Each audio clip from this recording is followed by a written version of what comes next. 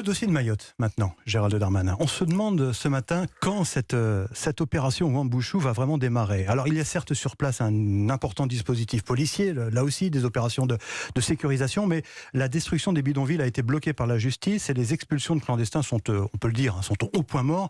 Est-ce que tout cela a été bien préparé ?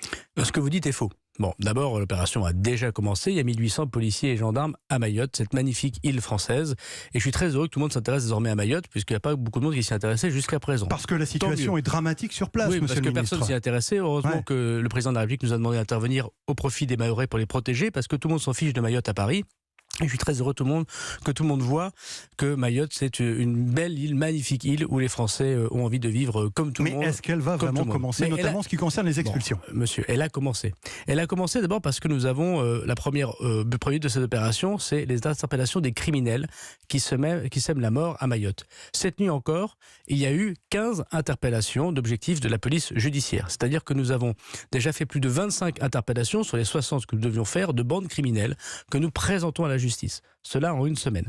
Deuxièmement, c'est très important de le dire, les opérations de destruction de Banga, les bidonvilles que vous évoquez, sont permises.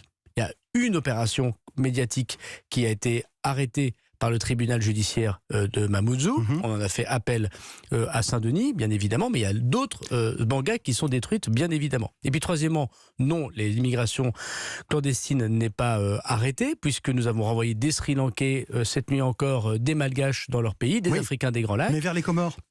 Nous discutons en ce moment avec les Comores. Certes, depuis 3 jours, nous n'avons plus de relations avec les Comores, c'est-à-dire de Mahorais qui vont vers les Comores, mais je voudrais constater aussi que depuis 3 jours, première fois dans l'histoire de la République, il n'y a plus de Kwassa. C'est-à-dire qu'il n'y a plus de bateaux. Les fameuses barques qui font la traversée. Qu'on connaît pour ceux qui sont intéressés à Mayotte, qui sont le véhicule, vous le savez bien, de l'immigration illégale. Il n'y a plus de passeurs et il n'y a plus de Kwassa qui partent des Comores vers Mayotte. Et donc, nous continuerons cette opération autant qu'il le faudra. Il n'y a pas de date.